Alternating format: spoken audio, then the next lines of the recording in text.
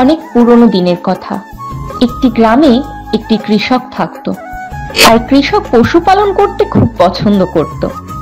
আর এই কারণেই ওই কৃষকের কাছে অনেক গরু, মোষ, ছাগল ছিল, যাদের দুধ বিক্রি করে ওই কৃষক তার সংসার চালাতো।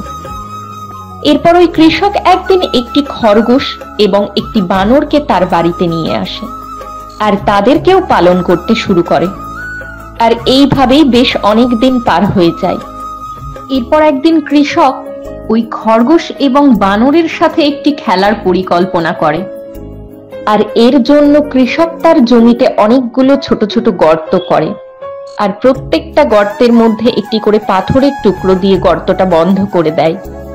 আর শুধুমাত্র একটি গর্তের মধ্যেই ওই কৃষক একটি গাজর লুকিয়ে রাখে। এরপর কৃষক ওই খরগোশ এবং বানরটিকে ডেকে বলে, এই জমিতে যতগুলো গর্ত আছে সেই গর্তের মধ্যে একটি গাজর আছে, আর সেই গাজরটা তোমাদেরকে খুঁজে নিয়ে আসতে হবে। খরগোশটার মধ্যে অনেক কনফিডেন্স ছিল, এছাড়াও খরগোশটি নিজের উপর অনেক বিশ্বাসও ছিল।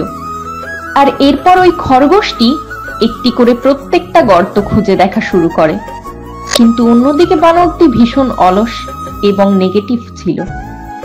বানরটি ভাবে এই জমির মধ্যে অনেকগুলো গর্ত আছে, আর গাজরটা কোনো একটি গর্তের মধ্যে আছে, এতগুলো গর্ত কে খুঁজবে?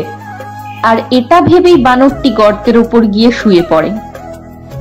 আর এদিকে ওই খরগোশটি তার সর্বোচ্চ পরিশ্রম দিয়ে একটি একটি করে প্রত্যেকটা গর্ত দেখে নেয়, কিন্তু খরগোশটা কোনো গর্তের মধ্যেই গাজর খুঁজে পায়নি। আর এখন কেবলমাত্র আর একটি গর্তই বাকি আছে, যেই গর্তের ওপর বানরটা শুয়েছিল। এরপর খরগোশটা বানরের কাছে যায়, আর বানরটিকে ওই গর্তের ওপর থেকে উঠতে বলে।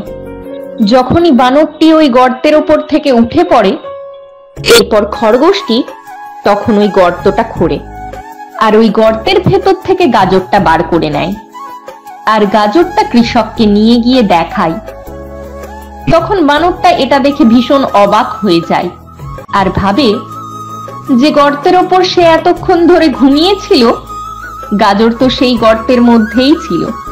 যদি সে কেবলমাত্র একবার গর্তটা দেখত, তাহলে গাজরটা সেই পেয়ে যেত, আর সে ওই কৃষকের চোখে অনেক ভালো হয়ে যেত।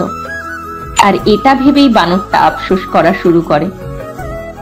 তো এই গল্পটা থেকে আমরা অনেক গুরুত্বপূর্ণ জিনিস শিখতে পারি, যেমন কখনোই কোনো কাজের প্রতি নেগেটিভ চিন্তা রাখা আমাদের উচিত নয়।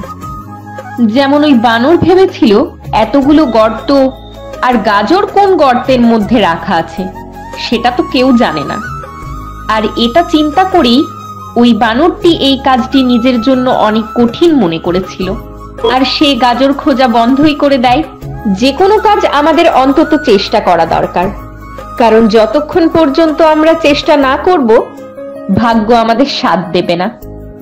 যদি এই বানরটা যেই গর্তের উপর ঘুমিয়েছিল সেখান থেকে যদি বানরটা গাজর খোঁজা শুরু করত, তাহলে বানরটা গাজর পেয়ে যেত, কিন্তু ওই বানরটি চেষ্টাই করেনি।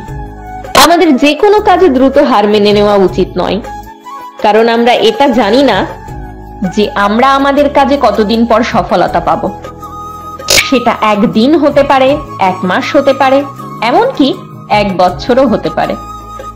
কিন্তু সফলতাটা আমরা তখনই পাবো যখন আমরা নিজেদের কাজ নিয়ে পজিটিভ চিন্তা ভাবনা করতে থাকবো, আর নিজের কাজের ক্ষেত্রে কখনোই হার মেনে নেব না।